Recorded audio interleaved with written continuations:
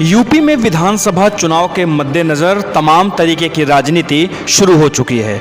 जोड़ तोड़ से लेकर वोटरों को अपने पक्ष में लाने के लिए हर तरह के हथकंडे अपनाए जाने लगे हैं। ऐसे में यूपी के मुस्लिम वोट बैंक पर कब्जे को लेकर भी सियासत तेज हो गई है। मुस्लिम वोट बैंक को लेकर कांग्रेस और सपा में होड़ तो लगी ही थी, ऊपर से असदुद्दीन ओवैसी की यूपी में एंट्री ने कहीं न कहीं विपक्षी दलों की परेशानी बढ़ा दिया है। तमाम राजनीतिक दल अपने अपने कयास में लगे हुए हैं। उत्तर प्रदेश में अगले साल यानी 2022 में विधानसभा का चुनाव है। ऐसे में सत्ताधारी पार्टी जहां फिर से सत्ता पर काबिज होने के लिए एड़ी चोटी का जोर लगा रही है, वहीं विपक्ष भी सत्ता पक्ष के समीकरण को बिगाड़ने की हर संभव कोशिश कर रही है। सभी राजनीतिक दल तमाम कयासों में लगे हुए हैं, उनका प्रयास लगातार जारी है।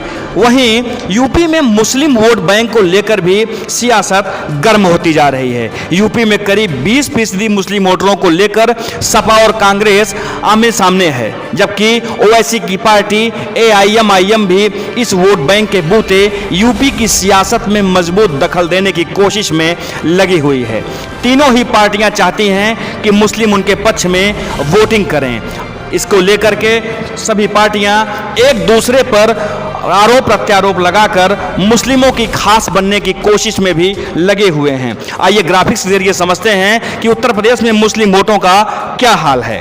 उत्तर प्रदेश में मुस्लिम मतदाता तकरीबन 20% हैं, जो कि परिणाम पर काफी हद तक असर डाल सकते हैं। वहीं सूबे की लगभग 142 सीटों पर मुस्लिम मतदाता परिणाम को प्रभावित करने का मादा रखते हैं। 107 विधानसभा सीटों पर अल्पसंख्यक मतदाता चुनावी नतीजों को प्रभावित भी कर सकते हैं, जबकि 3 दर्जन विधानसभा सीटों पर मुस्लिम अपने दम पर जीत दर्ज कर सकते हैं।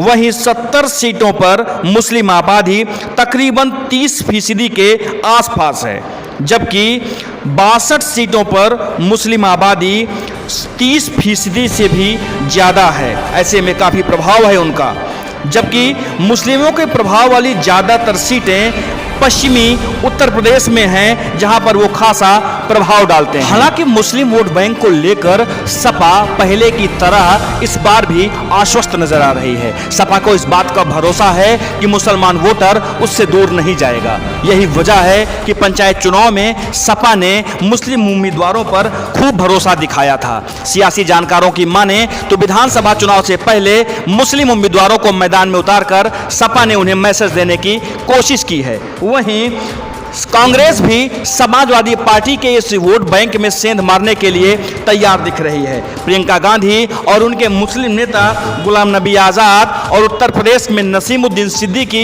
लगातार इस कोशिश में लगे हुए हैं कि मुस्लिम वोटर्स पर वो अपना प्रभाव छोड़ें, जिसकी वजह से ये सपा का बड़ा मुस्लिम बैंक वो अपनी ओर मिलाने में कामयाब हों। वहीं असदुद्दीन ओवैसी की यूपी में एंट्री ने ये दोनों राजनीतिक दलों के लिए परेशानी खड़ी कर दी है। असदुद्दीन ओवैसी बंगाल चुनाव के बाद अब यूपी के चुनाव में दखल देने के लिए तैयार हो रहे हैं। तमाम राजनीतिक दलों के प्रमुखों के साथ ओवैसी की मुलाकात ने भी कहीं न कहीं अन्य दलों की नींदें उड़ा दी हैं। पश्चिमी उत्तर प्रदेश में जिस तरह से मुस्लिम बाहुल इलाके हैं, ऐसे में यह माना जा रहा है कि असदुद्दीन ओवैसी जिस भी राजनीतिक दल के साथ हाथ मिलाएंगे उसे मुस्लिम वोटों का फायदा मिल सकता है। लेकिन देखने वाली बात यह होगी कि उत्तर प्रदेश में मुस्लिम मतदाता समाजवादी पार्टी और कांग्रेस को छोड़कर असदुद्दीन ओवैसी का कितना सपोर्ट करता है। हालांकि असदुद्दीन ओवैसी इसको लेकर काफी आश्वस्त नजर आ रहे हैं।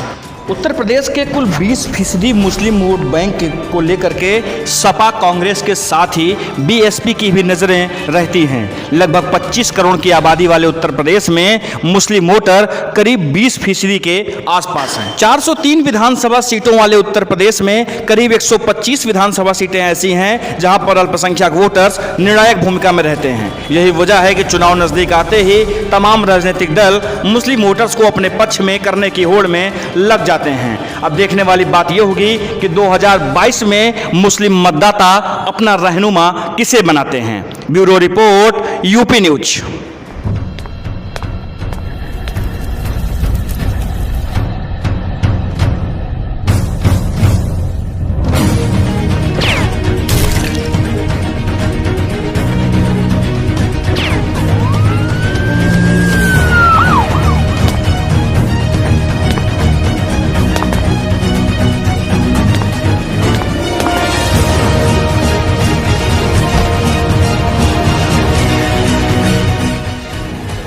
को जानते हो या हम भी दें इंट्रोडक्शन?